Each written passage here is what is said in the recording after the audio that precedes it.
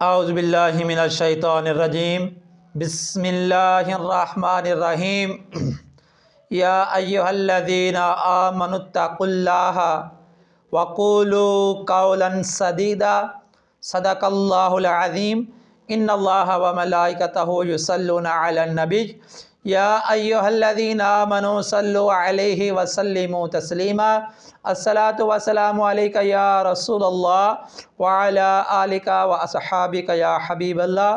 میں امید کرتا ہوں میرے تمام چاہنے والے، میرے سننے والے خیریت سے ہوں گے۔ اللہ تبارک و تعالی تمام مسلمانوں کے اوپر اپنا خصوصی رحم کرم فرمائے۔ ناظرین کرام، آج ایک نیا ٹاپک لے کر میں آپ کی خدمت میں حاضر ہوا ہوں۔ آیت مقدسہ جو میں نے آپ لوگوں کے سامنے پڑھی ہے سورہ احزاب ہے، اس کی آیت نمبر 70 ہے اور پارہ نمبر 22 ہے۔ اللہ تبارک و تعالی قرآن مجید فرقان حمید میں ارشاد فرماتا ہے، آپ سماعت فرمائیں کہ یا ایہا الذین آمنوا اتقوا اللہ، کہ اے ایمان والو ڈرو اللہ سے۔ آمنوا اتقوا اللہ، کہ اے ایمان والو ڈرو اللہ کی ذات سے۔ کہ اللہ تبارک و تعالی نے اس آیت مقدسہ کے شروع میں ہی یہ بات کہی کہ اے ایمان والوں کو مخاطب کر کے فرمایا کہ اے ایمان والو ڈرو اللہ سے۔ وَقُولُوا قَوْلًا سَدِيدًا، سیدھی بات کہو، یعنی کہ جب بھی تم کوئی بات کرو تو سیدھی بات کرو، یعنی کہ ایمان والو اللہ سے ڈرو اور جب بھی کوئی بات کہو تو سیدھی بات کہو۔ وقول، اگر کہو کوئی بات تو کیا کرو؟ قولاً سدیدا، یعنی کہ سیدھی بات کیا کرو، سچ بولا کرو۔ یعنی کہ اللہ تبارک و تعالیٰ نے اپنے پیارے بندوں سے مخاطب ہوا اور فرمایا کہ اے ایمان والو تم ڈرو مجھ سے اور جب بھی کوئی بات کرو تو سیدھی بات کیا کرو، بات کو گول مول نہ کیا کرو، جھوٹ نہ بولا کرو، جو بھی بات کرو بالکل سیدھی بات کرو، سچی بات کرو۔ جب تم سچی اور سیدھی بات کرو گے تو اس میں آپ کا فائدہ ہے۔ تو ناظرین، جو منافقین کا جو طریقہ تھا، جو اہل مکہ کا جو تھے، وہ ہمیشہ جھوٹ بولا کرتا تھے، یعنی کہ وہ سیدھی بات کبھی نہیں کرتے تھے، وہ اسلام کو ناپسند کیا کرتے تھے، اسلام کے دشمن تھے، کریم الجبال نبی علیہ السلام کے دشمن بنے ہوئے تھے، آپ کو یعنی کہ تبلیغ کرنے سے روکتے تھے، آپ کو یعنی کہ اسلام نہیں پھیلانے دیتے تھے، راستے میں روڑے اٹکاتے تھے، یعنی کہ طرح طرح کے وہ کام کرتے تھے تاکہ آقا علیہ السلام جو پیغام لے کر آئے اللہ تبارک و تعالیٰ کا، وہ لوگوں تک نہ پہنچائے۔ جب بھی کوئی بارگاہ مصطفیٰ میں آنا چاہتا تھا تو پہلے وہ لوگوں کو روکا کرتے تھے، وہ کہتے تھے یہ ایسا ہے، یہ ایسا، جھوٹ بات کرتے، سیدھی بات نہیں کرتے تھے، یعنی کہ یہ کاہن ہے، یہ شاعر ہے، یہ دیوانہ ہے، یہ مجنوں ہے، یہ جادوگر ہے۔ وہ کہتے تھے اگر کوئی بندہ کے سامنے جاتا ہے یہ جادو کے ذریعے اس کو اپنے وش میں کر لیتا ہے اور وہ اپنا اس کو بنا لیتا ہے، یعنی کہ جھوٹ بولا کرتے تھے۔ آقا علیہ السلام کی ذات کے بعد جھوٹ بولتے تھے، وہ کہتے یہ سچا نبی نہیں ہے، ہم اس کو نہیں مانتے۔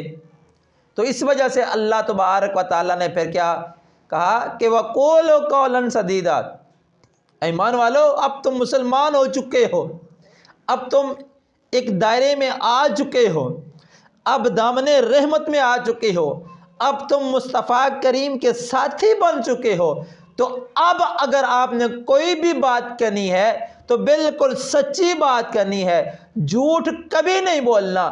اللہ تبارک و تعالیٰ نے سورہ آل عمران میں 3 سپارے میں ارشاد فرمایا کہ لعنت اللہ علی الکاذبین، کہ جھوٹوں پر اللہ کی لعنت ہے، یہ جو آیت مبالہ ہے کہ فَقُلْ تَعَالَوْا نَدْعُوا أَبْنَاءَنَا وَأَبْنَاءَكُمْ وَنِسَاءَنَا وَنِسَاءَكُمْ وَأَنفُسَنَا وَأَنفُسَكُمْ ثُمَّ نَبْتَهِلْ فَنَجْعَلْ لَعْنَتَ اللَّهِ عَلَى الْكَاذِبِينَ۔ یہ کیا تھا؟ آیت مبالہ، جب نجران کے لوگوں نے مقابلہ کرنا تھا، مناظرہ کرنا تھا آقا علیہ الصلوۃ والسلام سے، تو پھر اللہ نے فرمایا حبیب جائیں آپ ان کو بولو آپ خود بھی آؤ میں بھی آتا ہوں، آپ اپنے بیٹوں کو لے کے آؤ میں بھی اپنے بیٹوں کو لے کے آتا ہوں، آپ اپنی عورتوں کو لے کے آؤ میں بھی اپنی عورتوں کو لے کے آتا ہوں، پھر ہم ایک دوسرے کے بارے میں ہم اللہ کی بارگاہ میں پہ دعا کریں گے، جو سچا ہوگا اس کی دعا قبول ہوگی، جو جھوٹا ہوگا اس پر اللہ کی لعنت ہوگی۔ تو پھر کیا ہوا؟ وہ لوگ نہیں آئے، وہ بھاگ گئے، انہوں نے کہا کہ نہ نہ نہ۔ تو اس وجہ سے اللہ نے فرمایا کہ لعنت اللہ علی الکاذبین، کہ جھوٹوں پر اللہ کی لعنت ہے۔ تو سامعین کرام، آقا علیہ الصلوۃ والسلام نے ارشاد فرمایا کہ جب صبح ہوتی ہے، صبح، تو بدن کے تمام اعضاء زبان سے مخاطب ہوتے ہیں، زبان کو کہتے ہیں کہ اے زبان تو اگر بولنا تو سیدھی بات بولنا، یعنی کہ بدن کے تمام اعضاء صبح کے وقت کہتے ہیں کہ اے ہمارے بارے میں اللہ تعالیٰ سے ڈرنا، یعنی کہ آقا نے فرمایا کہ جب صبح ہوتی ہے تو بدن کے تمام اعضاء زبان سے مخاطب ہوتے ہیں اور زبان کو کہتے ہیں کہ ہمارے بارے میں اللہ تبارک و تعالیٰ کی ذات سے ڈرنا، اگر تو ٹھیک رہی تو ہم بھی سیدھے ہوں گے اور اگر تو ٹیڑھی ہوگی تو ہم بھی ٹیڑھے ہوں گے۔ تو اب بات مقصد کیا ہے کہ اگر تو سیدھی رہی ہم بھی سیدھے ہوں گے، تو ٹیڑھی ہوگی ہم بھی ٹیڑھے ہوں گے۔ اب مقصد کیا ہے؟ سیدھا کا اور ٹیڑھا کا مطلب کیا ہے؟ تو ناظرین، اگر ہم زبان سے سچ بولیں گے، ہم کبھی جھوٹ نہیں بولیں گے، تمام ہم کام زبان سے ہی تصدیق کرتے ہیں، زبان بولنے کے کام آتی ہے، ہم اسی زبان سے اقرار کرتے ہیں، کہ پھر اسی زبان کی وجہ سے ہم لوگ جیل کی سلاخوں کے پیچھے جاتے ہیں، ہم لوگوں کو مار پڑتی ہے، ہم لوگوں کے اوپر جو ہے نا ظلم ہوتا ہے، وہ کس وجہ سے ہوتا ہے؟ اس زبان کی وجہ سے ہوتا ہے۔ ایک زبان ایک ایسی چیز ہے، اس کی وجہ سے ہم خوشحالی کی طرف بھی جاتے ہیں اور ہم بربادی کی طرف بھی جاتے ہیں۔ تو ناظرین، جب اگر ہم اس زبان سے الٹے الفاظ نکالیں گے، برے کام کریں گے اس زبان کے ذریعے، تو پھر کیا ہوگا؟ جسم کو پھر ظلم برداشت کرنا پڑے گا، جسم کو سزا برداشت کرنی پڑے گی، جسم کو پھر کیا کرنا پڑے گا؟ زیادتی برداشت کرنی پڑے گی۔ تو لہٰذا اسی وجہ سے یہ جو اعضاء ہیں جسم کے، یہ زبان سے مخاطب ہوتے ہیں۔ ہمارے معاملے میں اللہ سے ڈرنا، اگر تو سیدھی رہی تو بندہ جب سیدھا ہوتا ہے، اچھی گفتگو کرتا ہے، باتیں اچھی کرتا ہے، اخلاق اس کا اچھا ہے، تو پھر لوگ اس کی تعریف کرتے ہیں، لوگ اس کی کیا کرتے ہیں؟ اس کی تعریف کرتے ہیں۔ تو ناظرین، اسی وجہ سے اللہ نے یہ بات کہی کہ ایمان والو اللہ سے ڈرو، جب بھی اگر تم بات کہو تو سیدھی بات کہا کرو، کسی کے اوپر بہتان نہیں لگانا، کوئی چغلی خوری نہیں کرنی، کسی کے اوپر کوئی داغ نہیں لگانا، کسی کے عیب لوگوں کے سامنے نہیں بیان کرنا۔ اب اگر ہم نے کسی کے ساتھ کسی کی بات کرنی تو زبان سے ہی کرنی ہے، کسی کا عیب پیش کرنا تو زبان سے ہی کرنا ہے، چغلی کرنی ہے تو زبان سے ہی کرنا ہے، کسی کی برائی بیان کرنی ہے تو زبان سے ہی کرنی ہے، کسی کی اچھائی بیان کرنی ہے تو زبان سے اچھائی بیان کرنی ہے، کسی کے اچھی بات کسی کو کہنی ہے تو زبان سے ہی کہنا ہے کہ تأمرون بالمعروف وتنہون عن المنکر، کہ لوگوں میں سے اچھا وہ ہے، یہ امت اس وجہ سے اچھی ہے کہ یہ برائی سے روکتی ہے، نیکیوں کی طرف بلاتی ہے۔ تو پھر یہ برائی کس سے روکتی ہے؟ زبان سے روکتی ہے، زبان سے اگلے کو منع کرتی ہے کہ یہ کام کام غلط ہے، یہ کام غلط ہے، یہ کام غلط ہے، فلاں کام غلط ہے، اور زبان سے بندہ اگلے کو یہ کہتا ہے کہ یہ بات ٹھیک ہے، یہ کام ٹھیک ہے۔ ہم قرآن کس سے پڑھتے ہیں؟ زبان سے پڑھتے ہیں۔ ہم حدیث کس سے پڑھتے ہیں؟ زبان سے پڑھتے ہیں۔ یعنی کہ ہر کام کون سا ہے جو پڑھنے والا ہے وہ ہم زبان سے کرتے ہیں۔ کسی کو مخاطب ہوں گے تو زبان سے ہوں گے، کسی کو آواز لگائیں گے تو زبان سے کریں گے، کوئی واز کرے گا زبان سے کرے گا، کوئی تقریر کرے گا زبان سے کرے گا، کوئی نعت پڑھے گا تو زبان جب ہوگی تب نعت پڑھے گا۔ تو سامعین کرام کوئی گانا گائے گا تو وہ بھی زبان سے گائے گا۔ اب دیکھیں نا، گانے لوگ بھی گاتے ہیں، نعتیں بھی پڑھتے ہیں۔ اب نعت پڑھنے والوں کی شان کیا ہے اور گانے والوں کی شان کیا ہے؟ اب بظاہراً نعت پڑھنے والا غریب ہے، گانے گانے والا امیر ہے۔ ایک مولوی صاحب بیان کر رہے ہیں کہ یا ایھا الذین آمنوا اتقوا اللہ حق تقاتہ ولا تموتن الا وانتم مسلمون، یعنی کہ بیان کر رہے ہیں، ممبر کے اوپر بیٹھ کر بیان کر رہے ہیں، لوگوں کو دین سکھا رہے ہیں، لوگوں کو عشق مصطفیٰ اور عشق رب سکھا رہے ہیں، مگر کیا ہے، بظاہر وہ مالی لحاظ سے کمزور ہیں، ان کے پاس کوئی سرمایہ نہیں ہے، کوئی دولت نہیں ہے، کوئی مال و متاع نہیں ہے، مگر اس کے برعکس جو دنیا دار ہے وہ زبان سے باتیں کرتا ہے، سٹیجوں پہ جا کر باتیں کرتا ہے تو بڑے بڑے پیسے لاکھوں روپے کما کر لے کر آتا ہے، مگر فرق ہے، ایک دنیا کی خاطر لگا ہے، ایک آخرت کی خاطر لگا ہے۔ اب جو دنیا کی خاطر ہے، دنیا ختم ہونے والی ہے، کچھ لمحے کے لیے ہے، کچھ سالوں کے لیے ہے، ایک ٹائم مقرر ہے، وہاں پر یہ دنیا ختم ہو جائے گی۔ جو مسجد میں بیٹھ کر، جو ممبر رسول پر بیٹھ کر، جو مصلی رسول پہ کھڑے ہو کر لوگوں کو واعظ و نصیحت کرتا ہے، بظاہر اس کے پاس تھوڑا ہے مگر حقیقت میں اس کے پاس بہت زیادہ ہے۔ کیوں زیادہ ہے؟ کہ اس کے پاس آخرت کا سرمایہ ہے۔ ایک صحابی رسول بارگاہ مصطفیٰ میں حاضر ہوتے ہیں، عرض کرتے ہیں کہ یا رسول اللہ صلی اللہ علیہ وآلہ وسلم، آقا جی میں رب سے کیا دعا کیا کروں، میں دعا کس طرح مانگوں، میں رب سے کس طرح مانگوں؟ تو آقا علیہ الصلوۃ والسلام نے ارشاد فرمایا کہ اے میرے صحابی رسول، رب سے جب بھی مانگو تو اس طرح مانگا کرو کہ ربنا آتینا فی الدنیا حسنۃ وفی الآخرۃ حسنۃ وقنا عذاب النار۔ کیا فرمایا؟ کہ میرے بندے رب سے اس طرح مانگا کرو، اے ہمارے رب تو ہمیں دنیا میں بھی اچھائی عطا فرما، بلائی عطا فرما، شان عطا فرما، عروج عطا فرما، اور آخرت میں بھی جو ہے نا ہمیں عروج عطا فرما، شان عطا فرما، جنت عطا فرما، اور وقنا عذاب النار، اور ہمیں آگ کے عذاب سے محفوظ رکھ۔ اب یہ کیا ہے؟ ہمیں عذاب سے کون بچائے گی؟ یہ زبان بچائے گی۔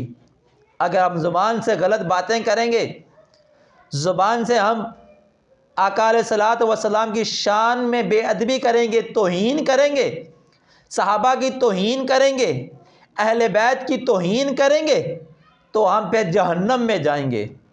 جب ہم اسی زبان سے صحابہ کے گیت گائیں گے، اہل بیت کے گیت گائیں گے، آقا علیہ الصلوۃ والسلام کی نعتیں پڑھیں گے، تو پھر کیا ہوگا؟ ہم جنت میں جائیں گے۔ سامعین، نعت پڑھنے والا بظاہر اگر غریب ہے، ایک دنیا دار جو گانے والا ہے، مگر حقیقت میں گانے والا غریب ہے، نعت پڑھنے والا امیر ہے۔ آقا علیہ الصلوۃ والسلام کی بارگاہ میں صحابی رسول صحابہ پیش ہوتے ہیں، عرض کرتے ہیں آقا جی یہ کافر تو ایسی ایسی باتیں کر رہے ہیں آپ کے بارے میں، آپ کی شان میں بے ادبی کر رہے ہیں۔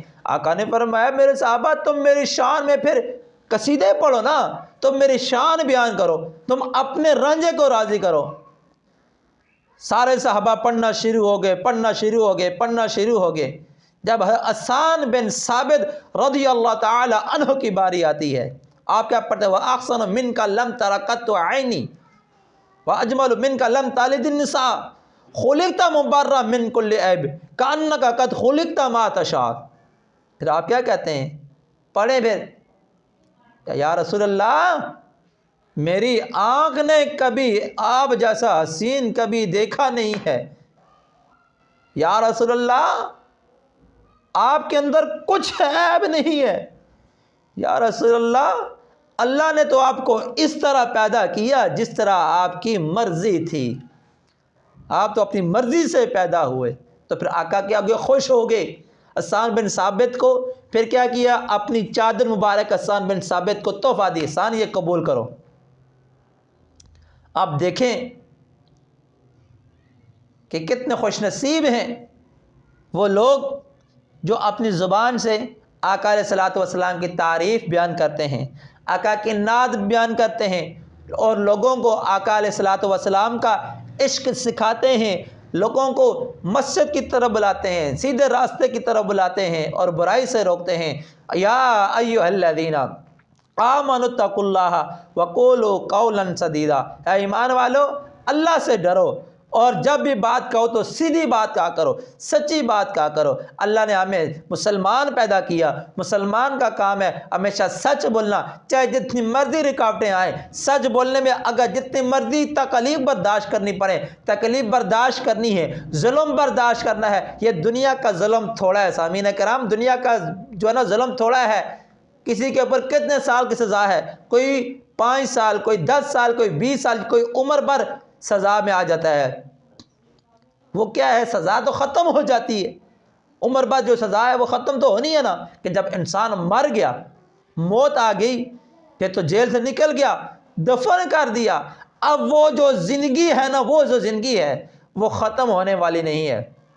کل من علیہ فان ویبقی وجہ ربک ذو الجلال والاکرام، کہ دنیا یہ ختم ہونے والی ہے، فنا ہوگی۔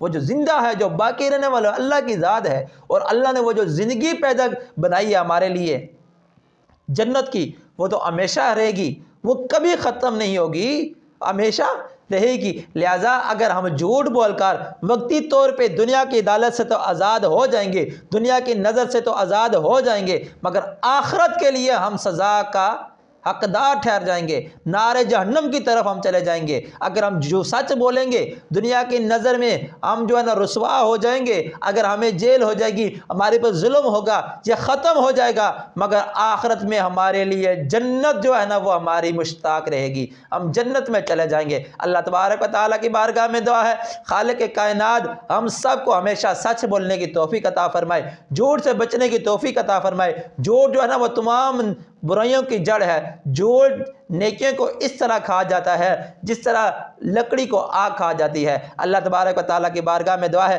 خالق کائنات اس رمضان کے صدقے ہمیں سچ بولنے کی توفیق عطا فرمائے۔ السلام علیکم ورحمۃ اللہ وبرکاتہ و مغفرہ۔